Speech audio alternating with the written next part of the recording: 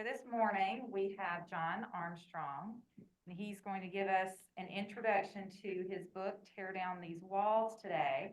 A little bit about John. He's an author, a mentor, and a minister. He has taught graduate level theology and lectured in many contexts. He has enjoyed writing since he was a young boy.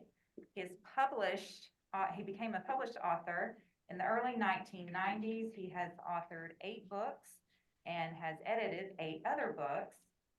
He sees his most recent book as his most important, which is the Tear Down These Walls, Following Jesus into Deeper Unity. So we are excited to have John here today. Thank you so much. My pleasure. Hello, North Carolina. Just getting a little update on what your weather is like. It sounds like it's winter weather for sure. I woke up this morning in the suburbs of Chicago to 9 below zero, so we're experiencing winter here. But it's supposed to warm up this next week into the 30s, which will be balmy for us. But I grew up in the South. I grew up in Tennessee, went to the University of Alabama, and I was talking to some of you before the class started, saying I used to regularly go through Asheville, North Carolina as a boy with my family. So spent a good bit of time in the state of North Carolina over the course of my 74 years. Probably my first exposure to the state, I was probably 4 or 5 years old. So I've always appreciated the beauty and the diverse cultures and towns and cities of your state. I also have had a long respect for Duke University. A number of my former students have gone to Duke Divinity School. It became, over the years after I finished Wheaton College with my first degree and then my second degree, it became the seminary of choice for a lot of my students. Princeton and Duke and Yale were 3 of the most preferred landing spots for students of mine. That sometimes surprises people who think of Wheaton College as a bastion of conservative evangelicalism. There's no question that Wheaton represents traditionally conservative evangelical Christianity, and still does, but in a way that's not, at least the academic side and the faculty side is not anti-progressive politically or socially associated with the rise of the Christian right or Christian nationalism. So it's a very solid academic institution. So our students, both undergrad and grad students, when they want to go to divinity school, they look for the more rigorous academic institutions that are more open to diverse ways of doing thought and theology. Plus, Duke has on the faculty of the divinity school some of my favorite professors. Probably my favorite Pauline scholar is Douglas Campbell. And I've not met Douglas Campbell, but I've sure read his work with profit. Obviously, Stan Hauerwas, who's retired, was a favorite of mine in Christian ethics and political philosophy. I could name a whole bunch of folks. I won't do that. But so when I was invited through mutual friendships to speak to your class, that background of love for all things Duke and the knowledge of Duke Chapel, which I have through some friends of mine who are part of the chapel, especially my good friend Ben Wexler, who manages my website, used to be here in Chicago with me, is in the choir. He's actually in rehearsal right now. So those are my Duke connections, or whatever they're worth. It's probably through those connections that somebody in your class discovered me, and thus here I am. Now, what I propose to do, because as was said in the introduction, brief and to the point, which I appreciate, is that I wrote a book. It's been out 3 years, called Tear Down These Walls. And you may recognize the imagery of the title. It comes from, and I say this in the beginning, it comes from Ronald Reagan's charge to Russia to tear down the walls that divided East and West Berlin and other walls of what was called then the Iron Curtain. And Reagan's famous speech, and by the way, quoting his speech and using this imagery doesn't mean I'm a Reaganomics guy at all. It's just that I find the appeal of his rhetoric about tearing down these walls to be one that really fits what I'm appealing for in our Christian experience, and in the practice of our faith. Now, another sort of introduction to the title of the book and the title of these presentations is I believe that most of the walls that Christians have created are just that. They're walls of division. They're walls to keep out people who are not like us, or people who are even undesirable to us. And churches have continued to build those walls, and we've built more than ever in the last 10 years or so. At the same time in my life, 25 plus years ago, I began to work at tearing down walls, began to realize that a lot of my peers were putting up walls, even new walls. And I think that has had tremendous effect upon our wider culture, and upon our politics and our public life and our congregations. Some of our congregations are quite inviting and have torn down walls. Others are anything but, and they continue to construct walls that keep us from hearing other people, loving other people, knowing other people who are different than us. Now, also as a way of introduction, this is a call to Christians to tear down walls. I am an ecumenist, which means I embrace the global church, Catholic, Protestant, Orthodox, all of it. And I want to see unity that grows out of oneness experience between us in our diversities. I don't deny diversities. I want to see diversities that actually result in greater lived and shared unity. But I also believe that there are walls between us and people of other religious faiths, non-Christians, in other words, whether it be our Jewish brothers and sisters, or Muslim, or Hindu, or Sikh, or Buddhist. There are all these walls that have been created historically, and not just by Christians, but by others as well. And most of the time, we don't know our own history. Here's an illustration. Since 9/11, we've been living in tension, with some at least, about the relationship of Christianity and Christians to Islam and to Muslims. And it's a tragedy how this has played itself out in our culture, even in some of our religious communities. When you go back and look, for example, at the highly esteemed St. Francis of Assisi in the Middle Ages, St. Francis was a close friend of Muslims and worked at unity and at love and relationship with Muslims. There have been high points in our history when Islam and Christianity have had great respect for each other. There's still some of that, of course, in America, but we have a great deal of the other reaction because of 9/11. So I'm involved in that conversation.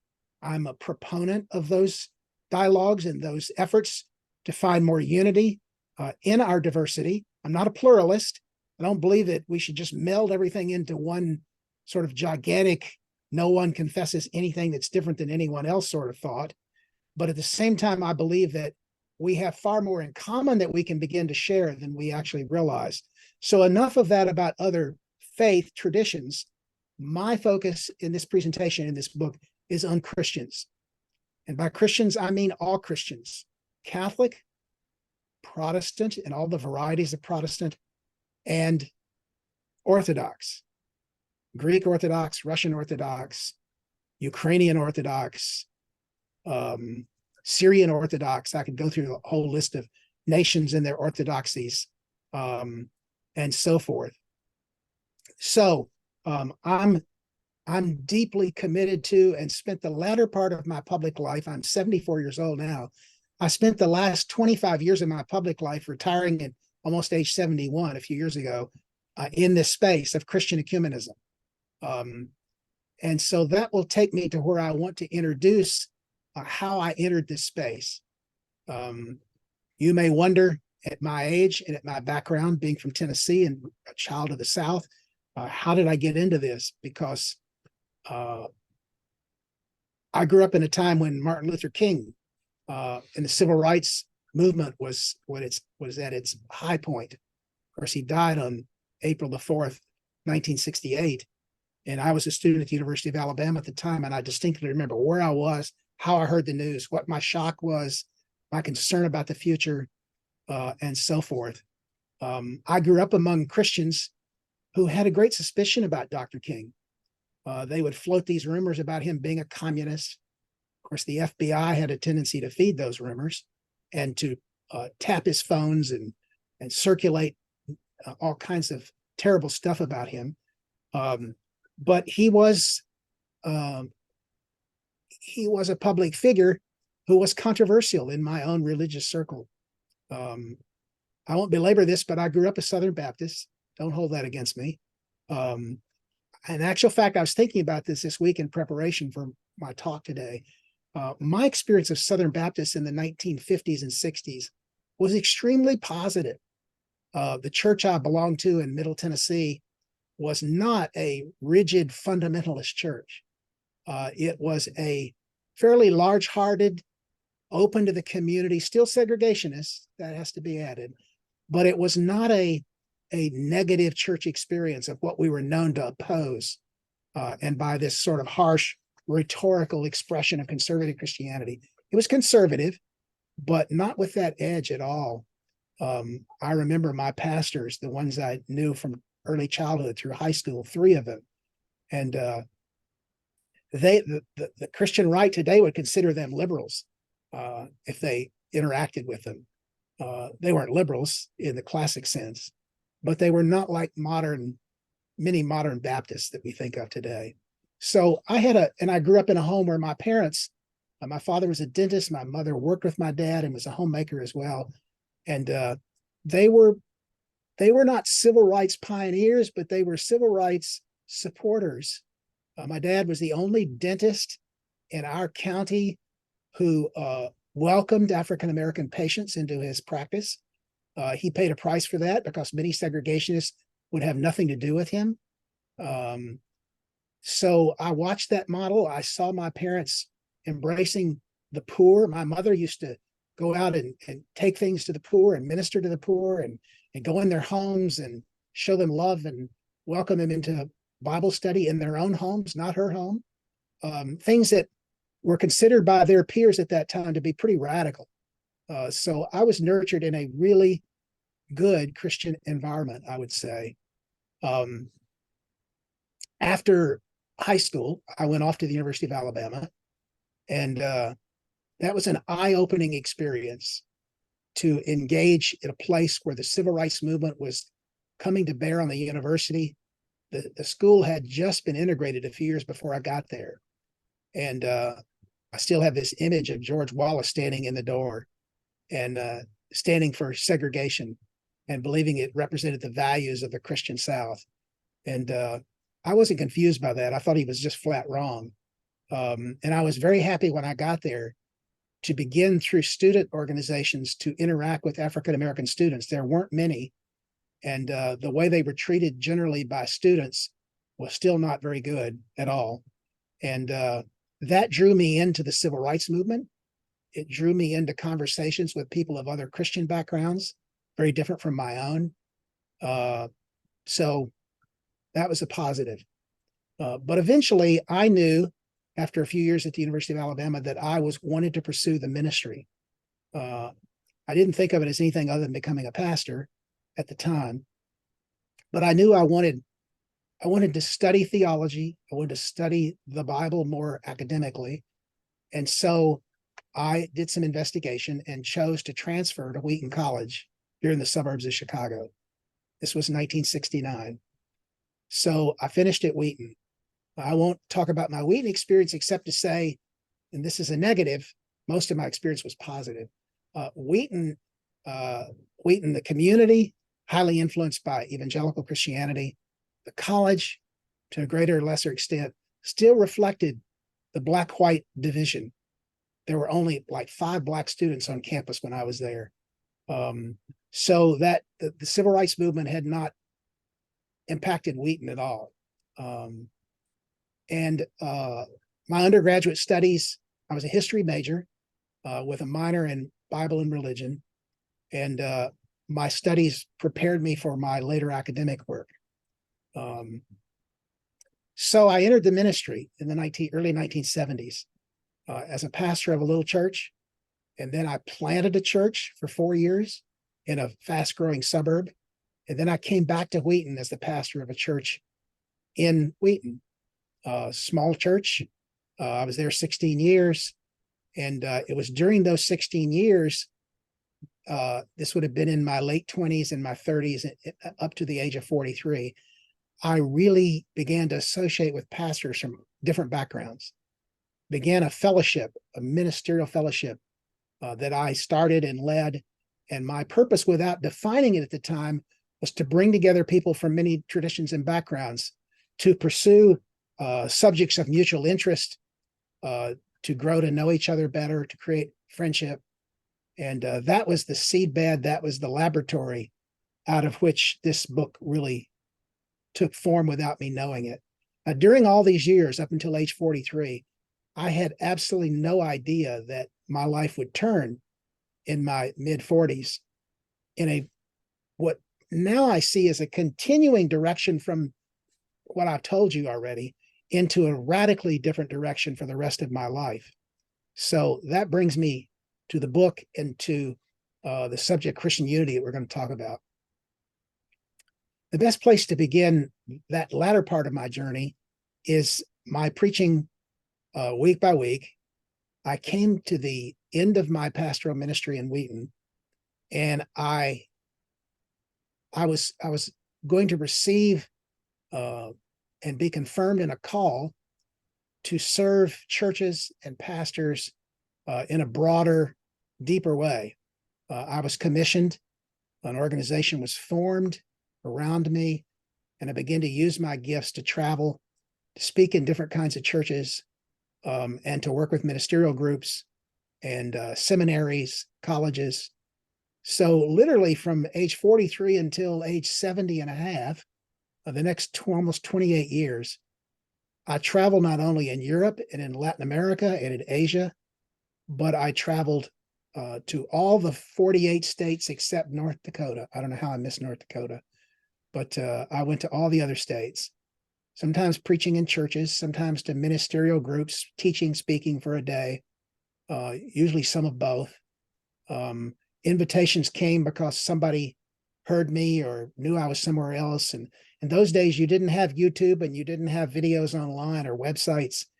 So it's mostly word of mouth. Hey, I heard this guy, he's from Chicago. You ought to invite him to come do something, which is how I ended up going to North Carolina a number of times to various churches.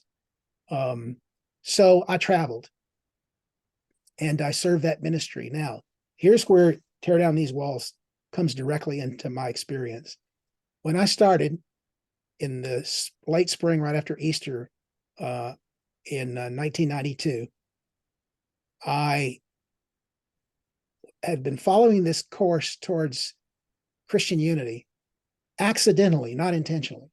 It was a result of my larger passion to minister to the church more widely. That was my mission. What I didn't see is that my last Sunday at my church, I had been preaching in the Gospel of John, and I didn't know what my last sermon should be. So my penultimate sermon, my last was kind of a personal word, but my penultimate sermon was to finish the 17th chapter of John. Now, if you know John 17, I'm not going to turn and read it. You can if you wish. I'd encourage you to look at it later. But in John 17, we have a record. We don't know how we have it.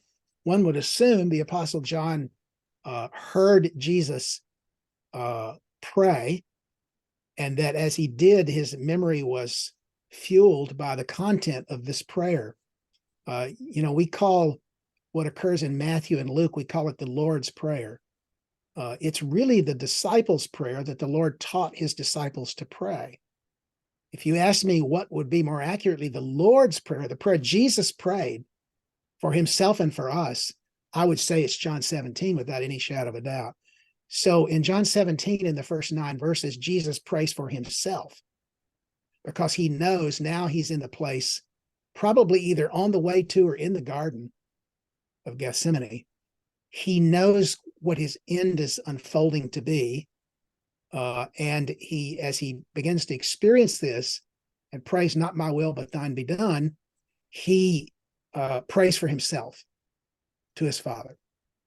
Then he prays in verse 10 and what follows, down through the middle of that chapter, he prays for his inner circle of disciples. Then in chapter 17, verse 20 to 26 at the end, he prays for all of those who will believe in him because of the word and witness of his immediate disciples. That means, quite simply, he prayed for you and me. He prayed for the church, all of it, everywhere. Everyone who would come to Christ through the good news, disseminated by the first apostles, carried on through the church, for good or for ill, for compromise or for fidelity. I mean, all of it's present in the history of the church. There is no golden age of the church. I was a history major. We must somehow get straight in our brains. There was never a golden era of Christianity. Was the early church golden? Well, it was persecuted. Its leaders were slaughtered. They had all kinds of theological disruptions. The New Testament bears witness to this. Some of the solutions that Paul offers seem completely foreign to us. How he treats the role of women, for example, at a few points, seems foreign to us. I think passages like that have to be interpreted in a larger context. Don't have time to go there, but you get the drift of what I'm saying. But all these problems existed. So the church was never perfect. The age was never golden, but he prayed for the church and he prayed for us. And the question that dawned on me when I read that was, does he really mean what he says? Now, here's what was at the base of that question. He prayed that we would be one with each other. And then he says, as he, Jesus, is one with his Father, that we would be one with one another as he is one with his Father. So the question I asked of that text before I preached it, and since I preached it, was, in what way was Jesus one with his Father?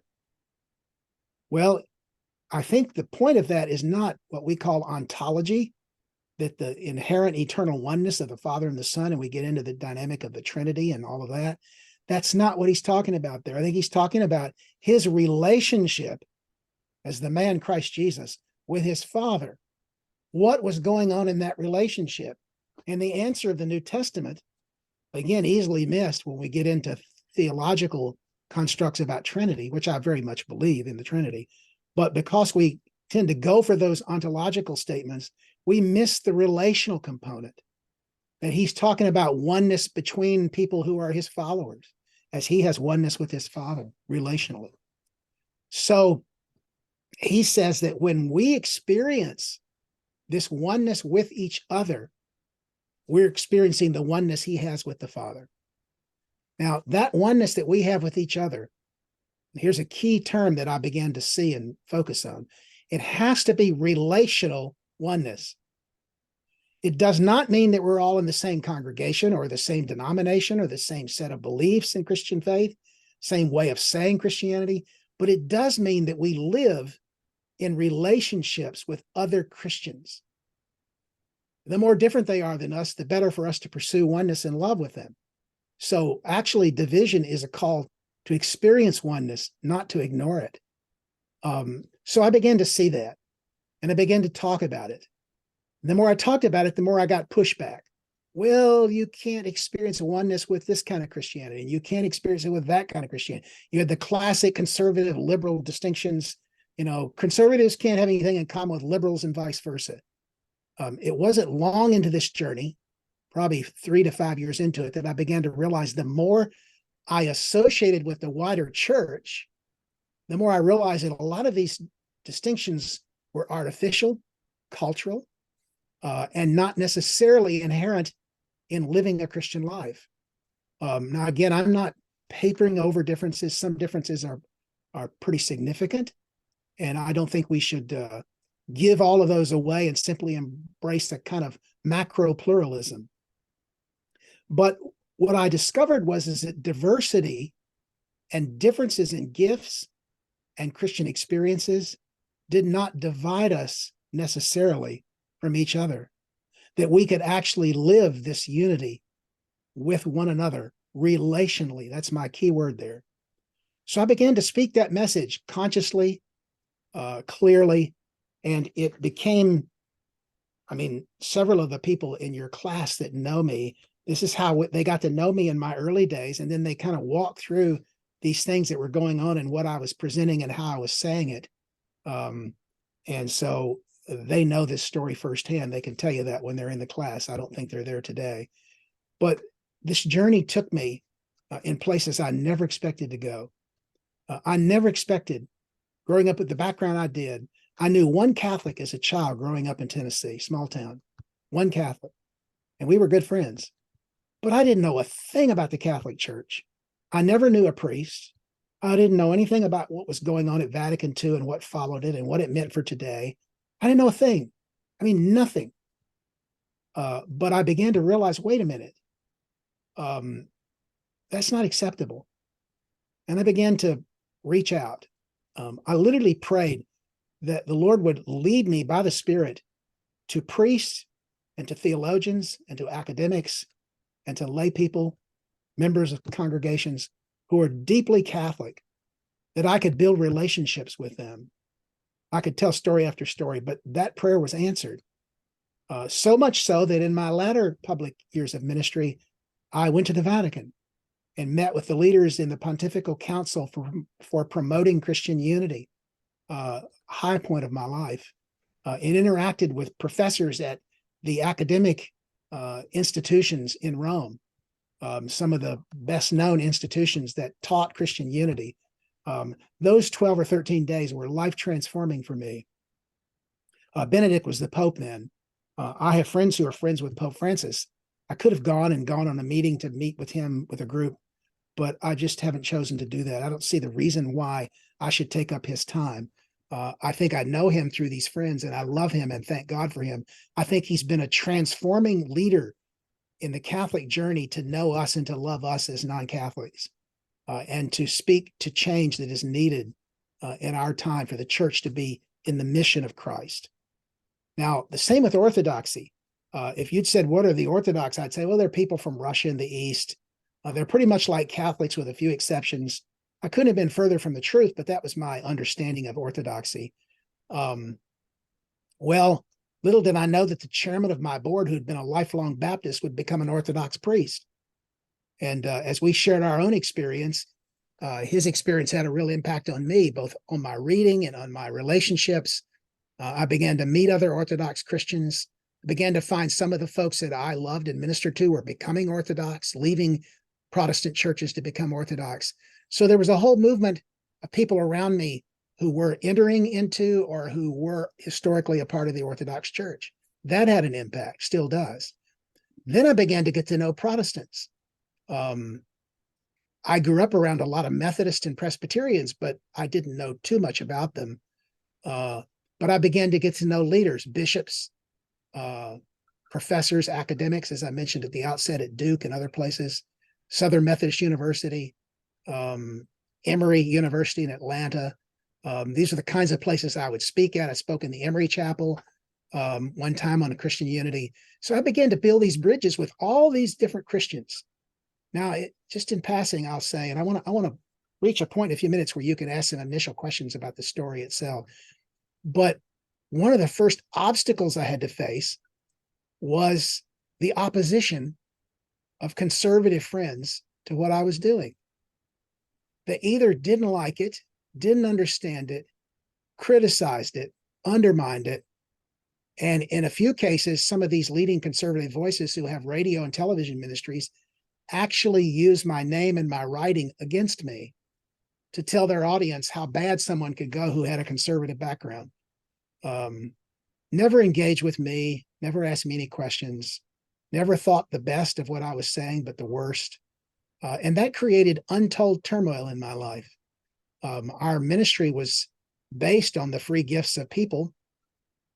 And a lot of our donors were caught up in this and turned against what we were doing and turned against me, wrote me letters, stopped giving us their funds. And I won't go any further except to say it created about 5 to 7 years of chaotic disruption. And I had to live through that. And I never questioned, honestly, never questioned that I was on the right track. There was such assurance that what I was doing was what God wanted me to do because it was faithful to Jesus, that I simply prayed for the grace to forgive opposition and to be true to my calling. So it was during that time that my wife encouraged me to write a book telling my story, which I did. That book was published in 1990. Oh, I don't remember, in the 1990s. And this book, Tear Down These Walls, includes a little of that content, but a whole lot of further content. The reason I wrote this book in particular is that it reflects more clearly what went on during the years I'm telling you about, including the relationship with Catholics, Orthodox, and what I will call mainstream Protestants. That didn't come to bear personally in the first book. It did in this book. I wanted to tell the story more towards the maturity of this work. Let me finish this by telling you what happened to that ministry that I was leading through those years, both of incredible opportunity and considerable opposition. One of the most significant relationships that I was brought into came about through the most simple, humble means. So it's a good way to tell a story that I think illustrates what God does. I was asked to speak at a seminary in Philadelphia, a conservative seminary. Some people say that seminaries are cemeteries. It was a conservative school, and I was there as a guest lecturer and did some things. And I asked the president or the dean or somebody, could you put out through your media resources that I'm going to have an afternoon meeting for anyone who wants to talk to me about my vision of Christian unity? And it was so popular that two people showed up. No, three people showed up from the whole Philadelphia region. Three. One was a house painter who had a Mennonite background and had a degree from a Mennonite seminary, but was not a pastor. The second was a Catholic sister, a nun. And the third was a layperson from, I don't remember what congregation, but there were three people. And so three people show up, it's Q&A time. I just throw out any idea I'm speaking to a larger group, and listened and asked questions and interacted. And it proved to be an extremely encouraging meeting with three people. Well, I come back to Chicago. A few weeks later, I get a call from a man named Tom Masters, who's now on the board of the ministry I began. Tom is a devout, lifelong Catholic, and he is a part of a ministry called the Focolare, Focolare. That's the Italian word for the hearth or the fireplace. The Focolare began in the 1940s during the war with a group of single women, I think 5 or 6, who were teachers in the city of Trent, which has historical significance for Catholics and Protestants. These sisters were ministering in bombed out areas of their city because both the Allies and the Italians were fighting one another over the city of Trent in the air and dropping munitions. And these women began to pray and to help each other.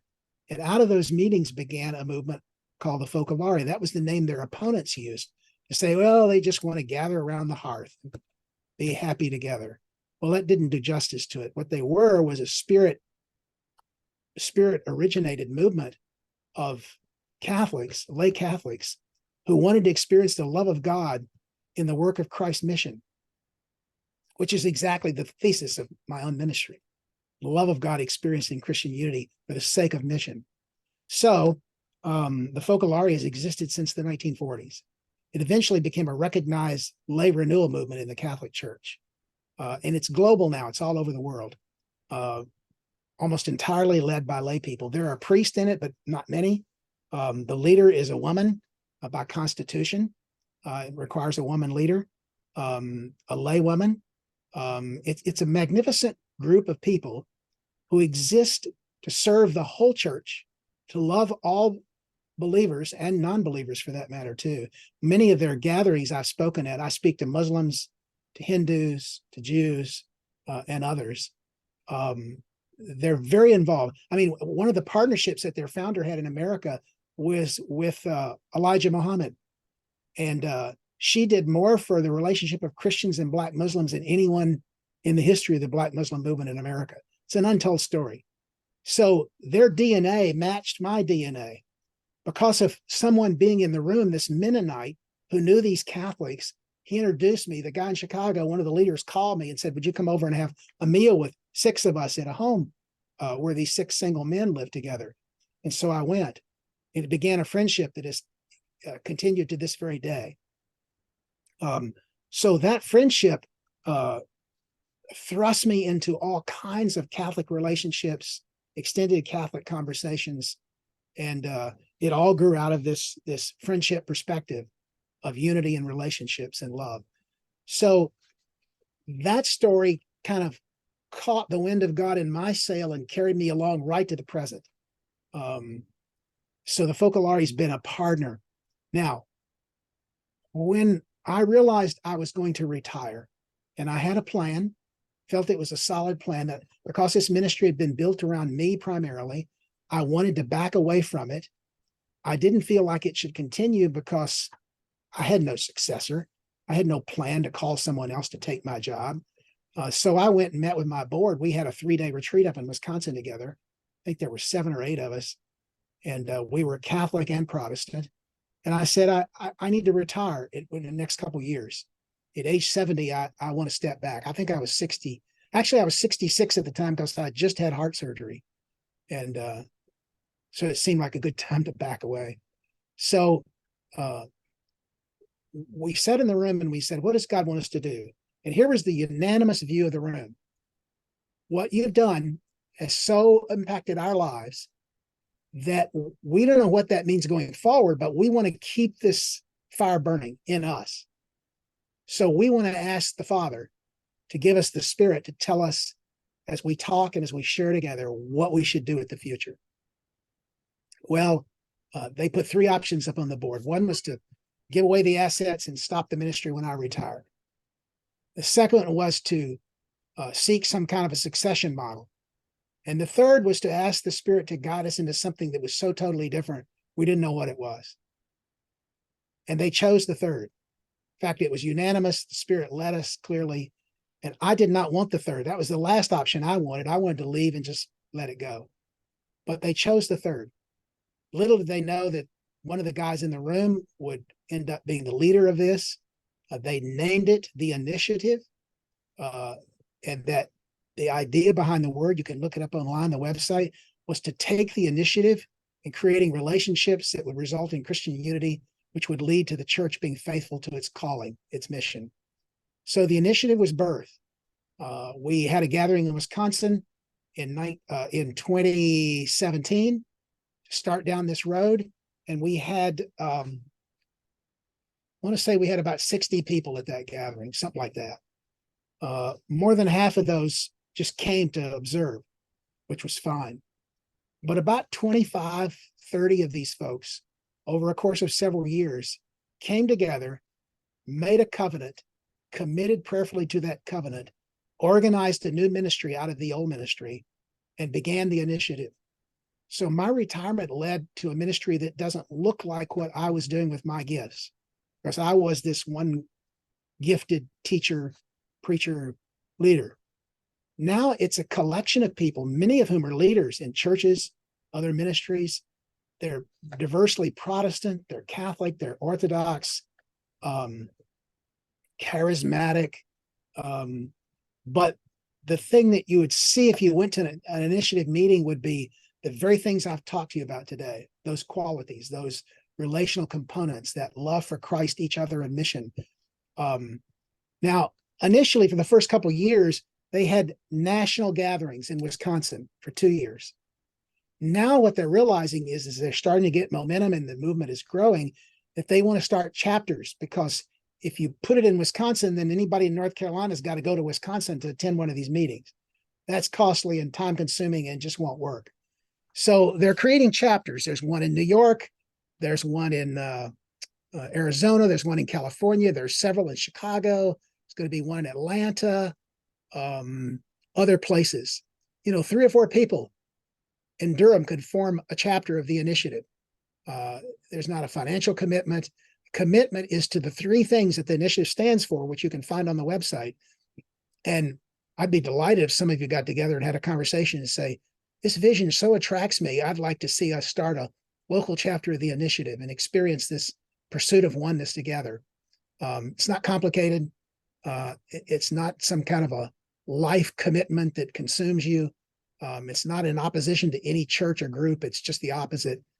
So that's how I retired at age 70 and a half. And I'll be 75 March 1st. So I spent the last 4.5 years in retirement being a part of this. Now, one last thing, and this grows out of all of this. I discovered in my journey, there was something that long predated my calling called the Week of Prayer for Christian Unity. The Week of Prayer for Christian Unity. It's a global movement. It's on every continent. And we are right now, this is the 21st, right? We are right now in the Sunday in the middle of the octave of 8 days of the Week of Prayer for Christian Unity. And it takes place every year.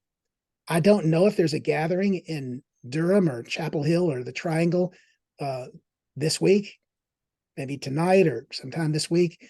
There may be, I don't know about it, but there are gatherings all over America and all over the world. I'll be at one tonight here in Chicago. It's one that I began, but now I'm just a participant. And these gatherings will be, some are large. There's one in Boston that had over 1,000 people a few years ago. Most are small, regional gatherings, and they bring Christians together to have a service of worship and prayer for the experience and the direction of Christian unity. And this has been around for over 100 years. And so we as a movement feel called to tap into that, to encourage people to do that. I would love to see a Week of Prayer for Christian Unity service take place at Duke Chapel sometime in the future. There's no reason it couldn't. Your ministers and your staff and all are people of Christian unity, deep ecumenism. And you're a wonderful place to draw Catholics and Protestants, especially together in a prayer service for Christian unity. These can be dynamic gatherings that cast people's vision to see things very differently just because of this 1 week. So there you have it.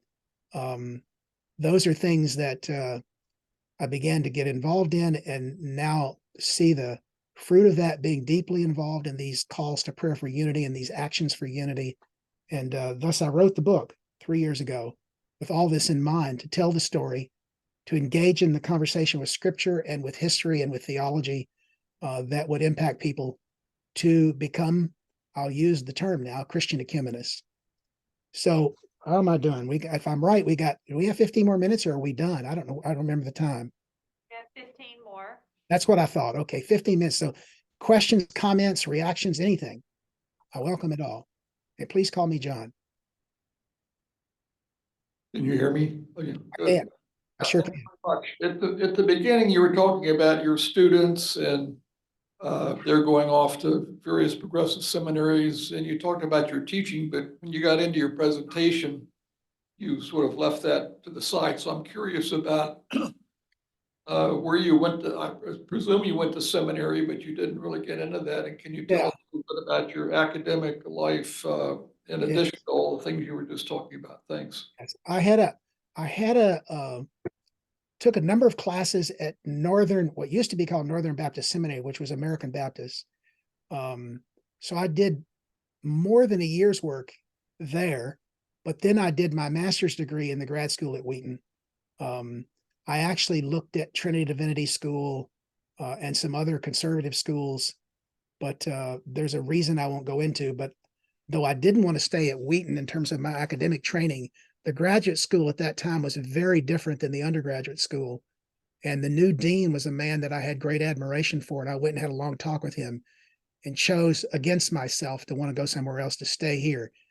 My wife, we were married in 1970, had a role in that because she was teaching 8th grade students nearby.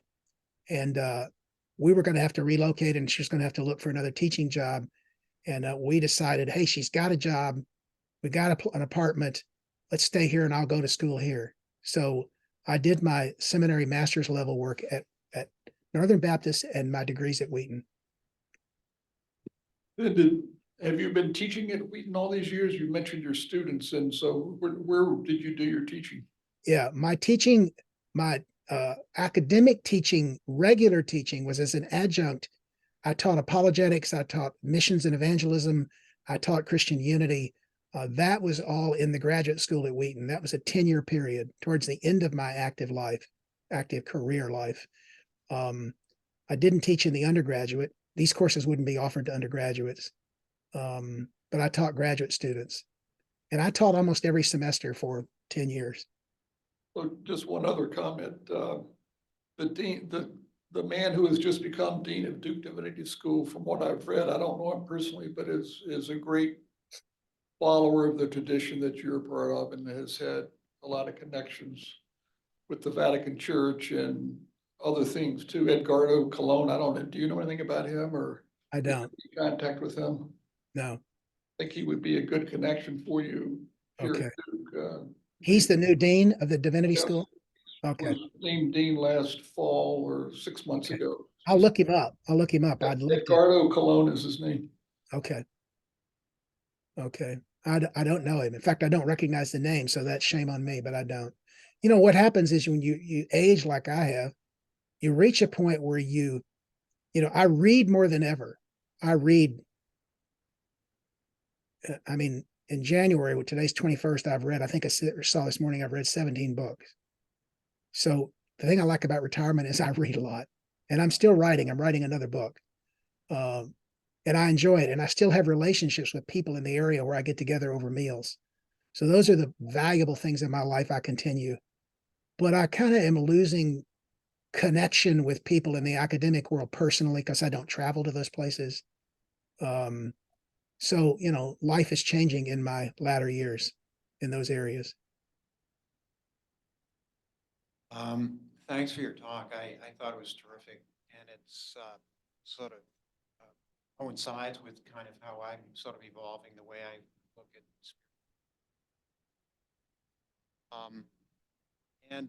I think one of the things that probably all of us have reflected on is, when we say specifically in the Christian perspective, Yeah. how many variations and tragic sort of conflicts and behaviors that have gone on through history and current. It just Yes. seems so out of character with the fundamental teachings. And so for me, who's sort of trying to grow in that direction, I kind of go to source and fundamentals. It's so easy, particularly in academic environments, to get involved in long and arguments and discussions of sort of academia almost, and you end up in different places, even though the source from where you're all coming is the same. And there's, and even in history, we see that in cultures and countries and societies. And so I guess for me, what I find personally, what's always helpful, because we're all living in a world where we're pulled in different directions. But I would just say, amidst all of these different kind of perspectives and conflicts and things that come out of our endeavors, I like to go back to the two great commandments that Jesus gave us, and that because they're pretty basic. Love God with all your heart, soul, and mind. Love your neighbor as yourself. What I find is the degree that I'm able to do that myself, it just kind of opens up doors everywhere, transformative within me. And if that's going on, it can be transformative when you kind of connect with other people who are at least trying to take seriously Christianity.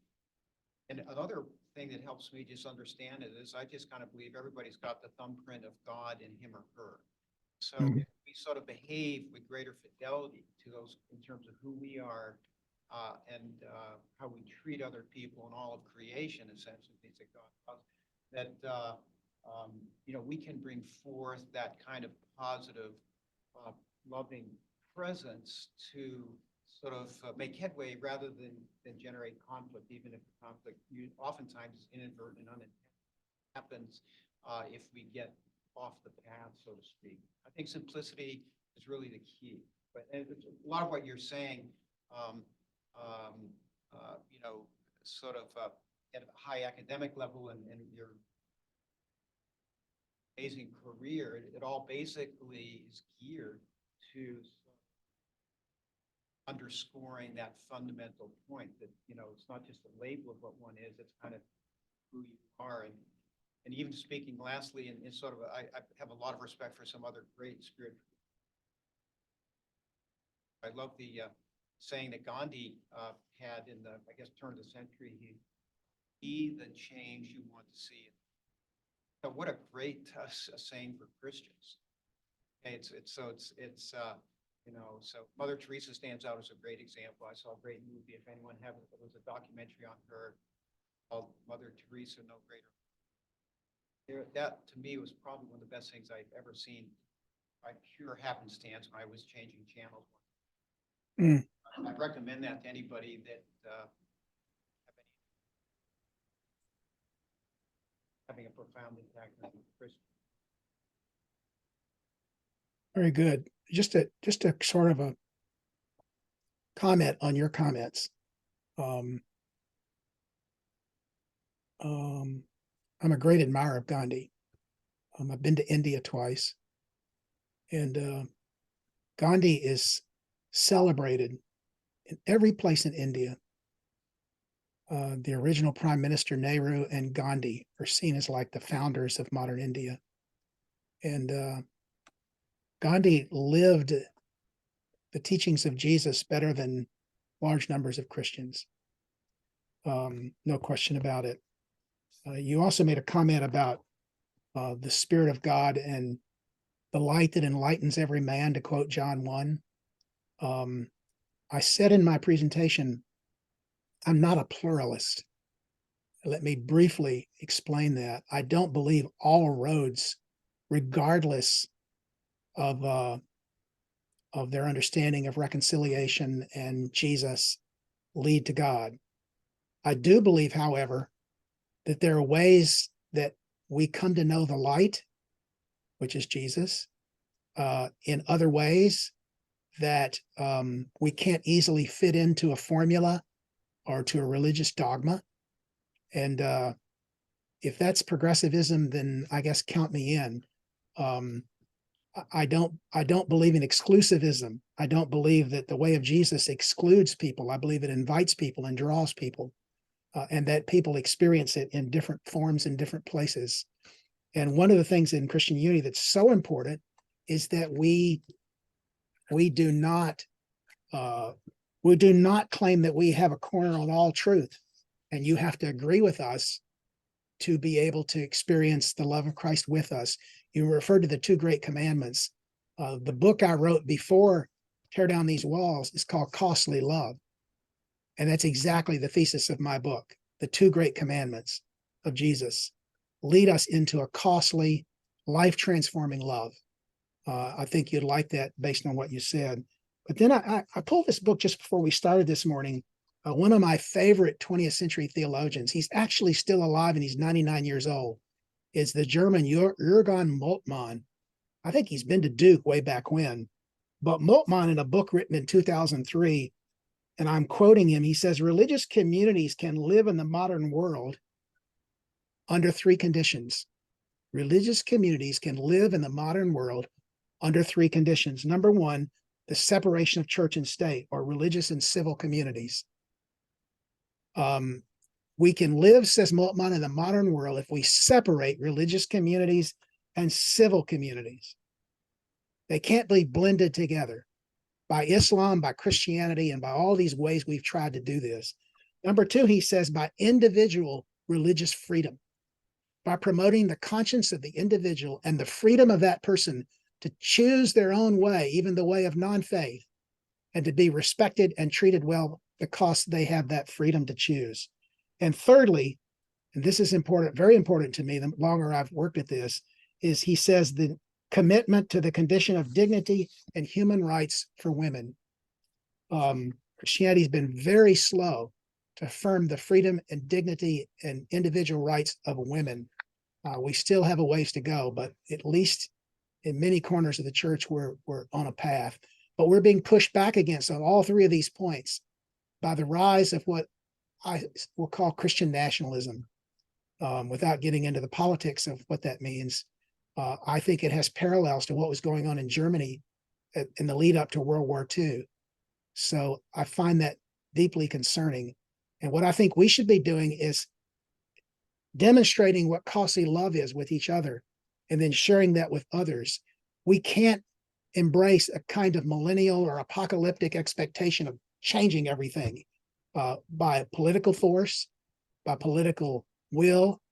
I think we should be engaged politically. I think we should vote and all of that. But that's not how we ultimately transform communities, both civic communities, civil communities, and Christian communities. I wanted to make a comment about Gandhi, because it popped into my mind, but I read one time that Gandhi said, Christianity is a wonderful religion if only its followers would practice it. Yeah. Yeah. That's so true. Who was it said Christianity has not been tried and found wanting? It's not been tried.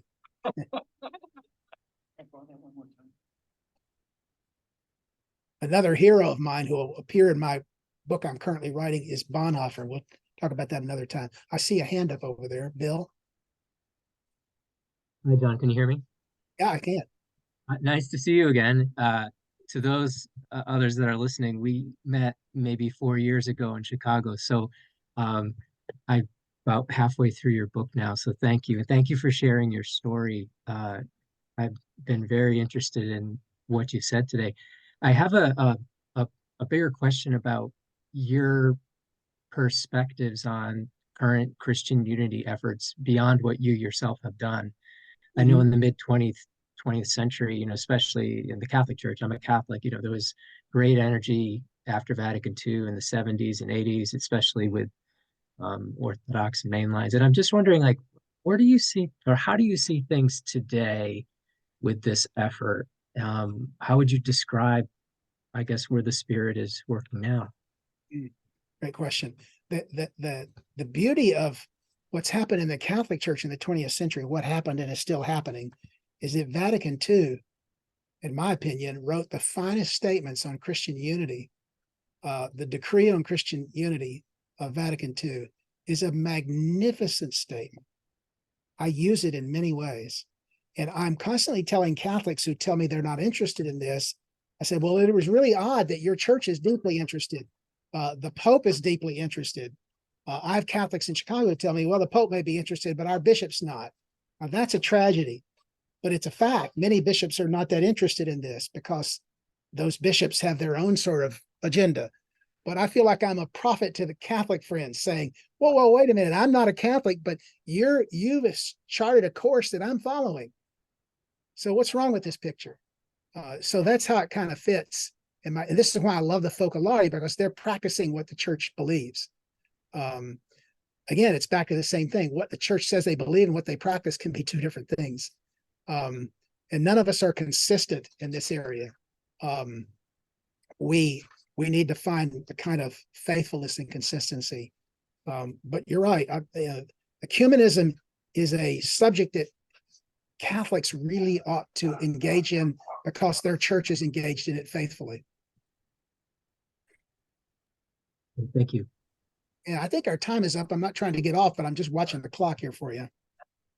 It is, although it's been extremely interesting. We're so thankful that you have been with us today, and he's actually coming back April 14th, 21st, and 28th, and he'll be going into more detail about the book.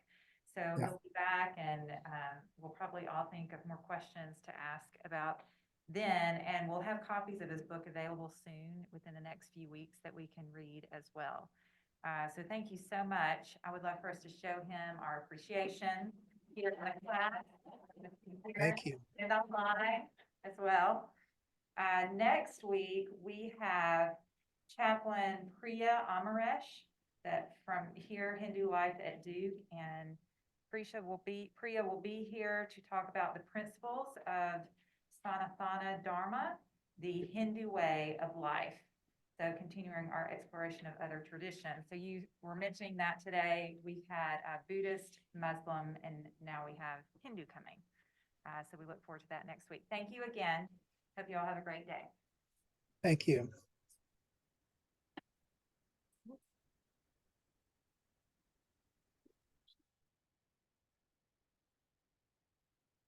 Okay, what